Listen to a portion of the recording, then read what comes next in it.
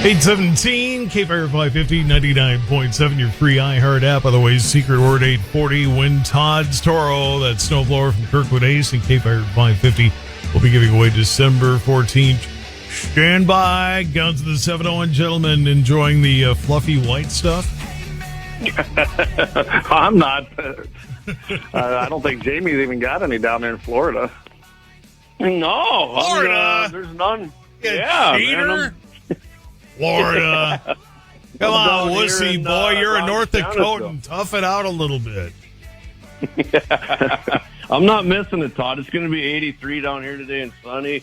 Wind at 9, so I hope you burn. I'm sitting on the bridge of a 60-foot plus sea cruiser here doing the show with you guys. Hope somebody pushes you on. Oh, I know. We had 5 to 6 inches down here, and that's plenty for that first shot of winter, I guess. Yeah. All right. I heard. Go ahead. I was just going to say real quick, Todd. I heard the Halloween commercials here before we came on. It looked weird down here. It's like they don't do Halloween down here. I haven't seen any Halloween decorations or anything. Well, like it's that, too warm. The chocolate melts in the snow when you give it to kids, or in the sun rather when you give it to kids. The chocolate melts. You can't do that. It definitely would. And the peeps. If you have peeps, they end up melting into one great big peep. Oh, one all great these big birds out here deformed to eat peep. one. And, okay, here we go. I'll just go ahead and say it. Oh, and if I get in trouble, I get in trouble. So be it. But it's the kind of peep that you look at and you decide not to have the peep, and then you have a peep abortion. Okay, there I said it. My goodness. I said it. All right, enough of that. Good God, I can't believe I did that. You guys are horrible influence on me. Hopefully the Blue Jays, Eric Swanson's a better influence on his young son. He takes him hunting. How about that? Yeah, so speaking of birds, peeps are like little birds, right? I don't know. Sure, go with it. Not if they've been sitting in the sun melting together. They're not. They're kind of just bleh. Yeah, I don't know much about baseball. I like home runs and the highlight reels, but Toronto Blue Jays pitcher Eric Swanson, like you said, took his young son that went goose hunting. He took a picture with the dead geese there in front of him, and of course, people in Toronto didn't like that. Started giving him heck on social media. So he had to go on the social media platform X and respond to this Blog Toronto post. He said, he did a great response too. I love this. He said, "I'm an avid hunter and fisherman. I always will be.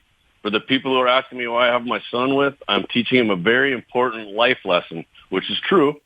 The beef, venison, poultry, fish, fruits, and vegetables all come from somewhere, not just the grocery store." Big shocker to a lot of people in Toronto. I'm quite certain of that. Yeah. Any lib anywhere really would be shocked by that. He goes on, now when he hunts and he harvests his own food, he knows exactly where his food is coming from and what's in it. Next time you go to the grocery store or restaurant, order something, and remember, it had to come from somewhere. Know what you're eating. Safe hunting to all. I got a nice little zinger in there at the end on him. I like that. So, yeah, that's great. I love it. Hey, a lot of people don't care what celebrities and athletes say, but I tell you what, when they come out and say something for our side and what's right, I appreciate that. Well, that's just it. I mean, they deserve a little pat on the back when they're brave enough, because they're probably taking crap among themselves, but in their circle. Yeah. But, there does seem to be a lot of baseball players that hunt and fish or do outdoor things that I pay attention to on sports. Some ex-football players do it, but a lot of them, I guess Carson Wentz, he does have his own hunting show, so I do give him credit for that. Even though he played for the Eagles, I'll forgive him for that, being a Cowboys fan, and the Redskins for that matter. Oh, Cowboys fan, you got to be certainly proud of Dakota Prescott down there. Yeah, well, we got Hunter Lepke on the team now. I could chime in here because I know something about baseball. I can tell you something about Big Swanee, they call him, Eric Swanson. He's from the 701. He's got those lessons learned. He's from West Fargo. Sweet. Awesome. awesome, man. Hey, that makes it even better. Well, hang on now. We got to get him on as a guest. Do we count West Fargo as part of North Dakota, like real North Dakota? That's West Fargo, so we'll give. Yeah, we will. I mean, because you're getting dangerously close to Minnesota in territory that we are busy trying to figure out how to trade to Minnesota for some lakes to be named later. I'm taking it, man. I appreciate that input, Jesse. That's good to know. That is good. That is good. Guns of the 701 here at 822. Another opportunity to buy guns cheap in Texas, which I would think that, I mean, don't they hand them out when you're born there? You'd think so, wouldn't you? I thought, I always read stories about gun buybacks and things and think, it's crazy, it's stupid. I don't get it. I don't know why you do it. But then we came across this article here talking about how it's from Dean Woodgarden. The guy, he makes a great point here.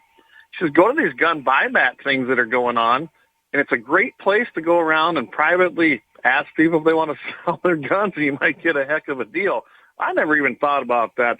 That's almost as genius as guys taking old rusted ones out or crappy guns they don't want. Take the money and then go buy a really nice one with that money. So it's just another way to kind of get back at it. El Paso, Texas, they haven't done one of these in 20 years, I understand. And they're using, get this, the American Rescue Plan Act funds to establish this program. And it's going to take place this Saturday, October 28th. So get down there, private. If you're in Texas or close, go over there, guys, and try to buy these guns from people. But they're using funds. They're going to purchase gift cards, your tax dollars, to give to those who are voluntarily turning their guns in at these events. And I'm like, oh, my goodness, you got to be kidding me. Finally, tax revenue being used in a good way there, right? There you go. Well, they're turning it around and making a negative a positive. And that's what I mean. Yeah, exactly. So let them do it. The heck with it. Let them do it now.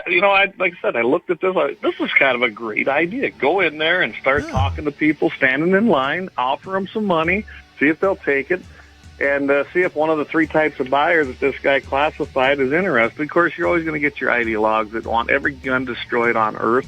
You're never going to get them to sell. But those that inherited guns, didn't know what they were, didn't want them, hey, you might make a deal. We're going to get a cheap gun. Okay, then I demand all the bows and arrows get destroyed and all the rocks get destroyed, and you get where I'm going with this, right? Yeah. Absolutely. Guns of the 701. We've got more coming up. It's 8:25. And okay, so I'm a minute late, Sumi. Win Todd's Toro 826 snowblower from Kirkwood Ace and K-Fire 550 at 8:40. Monday through Friday, we get you a secret word of the day. Be the 10th caller when that secret word pops up.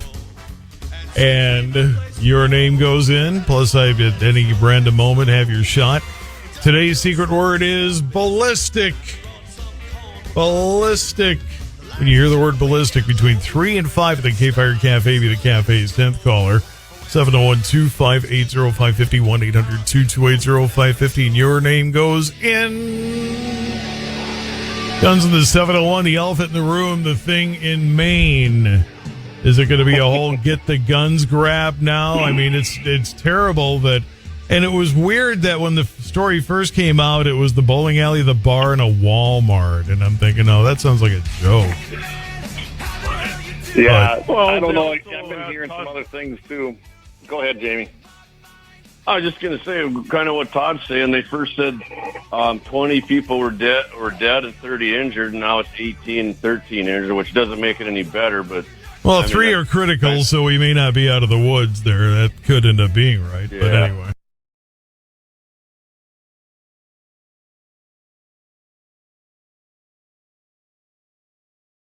Yeah, you never know. Kind of why I didn't want to shut. One of the reasons I didn't want to bring it up so much today is because there's so many details that aren't really true out there I'm finding out. I did kind of learn that it sounds like 2 of the places that this guy went to were gun-free zones, of course. Imagine that. How'd that work out, huh? Yeah, working great. And, like the guy, supposedly he's a trained firearms expert. I guess the National Guard out there has come out and said they don't have any records